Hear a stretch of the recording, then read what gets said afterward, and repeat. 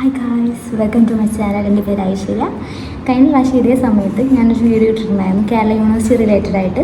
അന്ന് ഞാൻ കേരള യൂണിവേഴ്സിറ്റിയിൽ MA ഹിസ്റ്ററി സെക്കൻഡ് ഇയർ പഠിക്കുമായിരുന്നു. ഞാനത് ആ സമയത്ത് എൻ്റെ ക്ലാസ്സൊക്കെ കഴിഞ്ഞ് എൻ്റെ എക്സാംസൊക്കെ കഴിഞ്ഞ് ഞാൻ ഇറങ്ങാൻ നിൽക്കുന്ന നേരത്തായിരുന്നു പുതിയ അഡ്മിഷൻ റിലേറ്റഡ് ആയിട്ട് എൻട്രൻസ് എക്സാം നടക്കുന്നത്.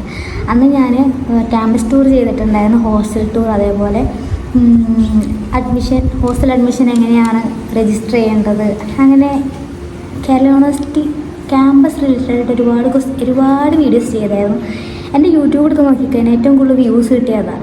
ഏറ്റവും കൂടുതൽ എന്ന് പറഞ്ഞു കഴിഞ്ഞാൽ എനിക്കത് ഏറ്റവും കൂടുതലാണ്. 6K എബോവ് വ്യൂസൊക്കെ കിട്ടിയിട്ടുണ്ടായിരുന്നു. എൻ്റെ ലൈഫിൽ ഞാൻ വിചാരിച്ചിട്ടില്ല അത്ര വ്യൂസൊന്നും കിട്ടുന്നു. ശരിക്കും പറഞ്ഞാൽ ഞാൻ വ്യൂസിന് വേണ്ടിയിട്ടൊന്നുമല്ല ഞാൻ ആ വീഡിയോ എടുത്തത്.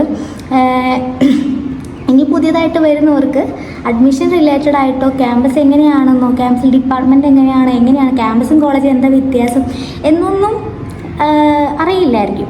അപ്പം അത് ബേസ് ചെയ്തിട്ടൊരു വീഡിയോ ചെയ്തു, അതിന് മാത്രമാണ് ഞാൻ ചെയ്തത്. പക്ഷേ അത് റിലേറ്റഡ് ആയിട്ട് ഒരുപാട് പേര് DM വന്നിട്ട് ഒരുപാട് ഡൗട്ട് ചോദിച്ചു, ഒരുപാട് പേർക്ക് ഹെൽപ്ഫുള്ളായി എന്ന് കേട്ടപ്പോൾ ഒരുപാട് സന്തോഷം. അതുപോരാണ്ട് അഡ്മിഷൻ കിട്ടിക്കഴിഞ്ഞിട്ട് എന്നെ കാണാൻ വന്നിട്ട് എൻ്റെ ഡിപ്പാർട്ട്മെൻറ്റിൽ വന്നായിരുന്നു. അപ്പോൾ ഞാനത് ലാസ്റ്റ് ഫെയർവെൽ വീഡിയോയിൽ ഞാൻ ആഡ് ചെയ്തിട്ടുണ്ടായിരുന്നു. ഒരു കുട്ടി ഫെയർവെല്ലിൽ എന്നെ കാണാൻ വേണ്ടി വന്നു. പക്ഷെ ഞങ്ങൾക്ക് ഫെയർവെല്ലായതുകൊണ്ട് ഞാൻ ക്ലാസ്സിലായിരുന്നു.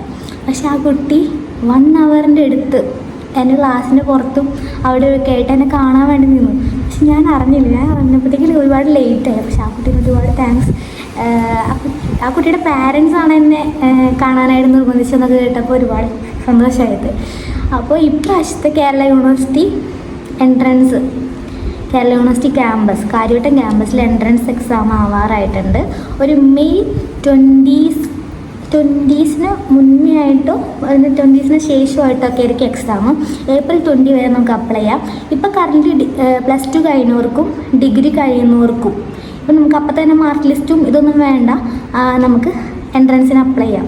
എൻട്രൻസിന് അപ്ലൈ ചെയ്യുമ്പോൾ നമുക്ക് ഉപകാരപ്പെടുന്ന ഒരു കാര്യം എന്ന് പറയാനായിട്ട്, നമ്മൾ എൻട്രൻസിന് അപ്ലൈ ചെയ്യുമ്പോൾ നമ്മളപ്പോൾ വിചാരിക്കും ഓക്കെ മാർക്ക് ബേസിലായിരിക്കും നമുക്ക് സെലക്ഷൻ കിട്ടുക. അങ്ങനെ ഒന്നുമല്ല.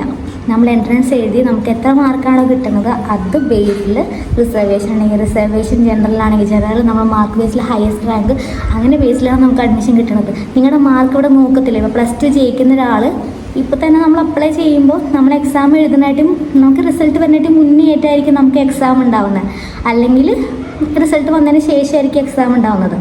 ആ എക്സാമിന് നമ്മുടെ എൻട്രൻസ് എക്സാമിന് എത്ര മാർക്ക് കിട്ടുന്നു അത് ബേസിലാണ് അഡ്മിഷൻ കിട്ടുന്നത്. അല്ലാതെ നിങ്ങൾക്ക് കിട്ടിയ +2 മാർക്ക് ലിസ്റ്റോ അതേപോലെ ഡിഗ്രി മാർക്ക് ലിസ്റ്റ് പ്രകാരം അലോട്ട്മെൻറ്റ് വഴിയല്ല അഡ്മിഷൻ ക്ഷണിക്കുന്നത്. അപ്പോൾ അഡ്മിഷൻ വേണ്ടവർ കേരള യൂണിവേഴ്സിറ്റി ക്യാമ്പസിൽ വന്ന് പഠിക്കണം എന്നുള്ളവർ എൻട്രൻസ് എക്സാം നന്നായി പഠിച്ച് എഴുതണം. ഓക്കെ, അത് റിലേറ്റഡ് ആയിട്ട് കേരള യൂണിവേഴ്സിറ്റി ക്യാമ്പസിലത്തെ KSUവിൻ്റെ ഗ്രൂപ്പും SFIൻ്റെ ഗ്രൂപ്പും ഓറിയൻറ്റേഷൻ പോലെ കുറച്ച് ഗ്രൂപ്പ്സുകളൊക്കെ ഉണ്ട്. അതിൻ്റെ ലിങ്ക് കിട്ടുവാണെങ്കിൽ ഞാൻ അടിയിൽ ഷെയർ ചെയ്തേക്കാം. അപ്പോൾ ഇനി എന്താ ഡൗട്ട് എന്ന് വെച്ച് കഴിഞ്ഞാൽ താഴെ കമൻറ്റ് ചെയ്യണം. പിന്നെ സൈറ്റിലുണ്ട്, അത് PGCSS എന്ന് അടിച്ചാലോ അല്ലെങ്കിൽ ഡിഗ്രി അപേക്ഷിക്കുന്നവർ FYUGP CSS എന്ന് അടിക്കുക. അപ്പോൾ ലിങ്ക് കിട്ടും. PGക്ക് ആണെന്നുണ്ടെങ്കിൽ PG CSS എന്ന് അടിക്കുക. അപ്പോൾ കേരള യൂണിവേഴ്സിറ്റി ക്യാമ്പസിൻ്റെ ലിങ്ക് കിട്ടും.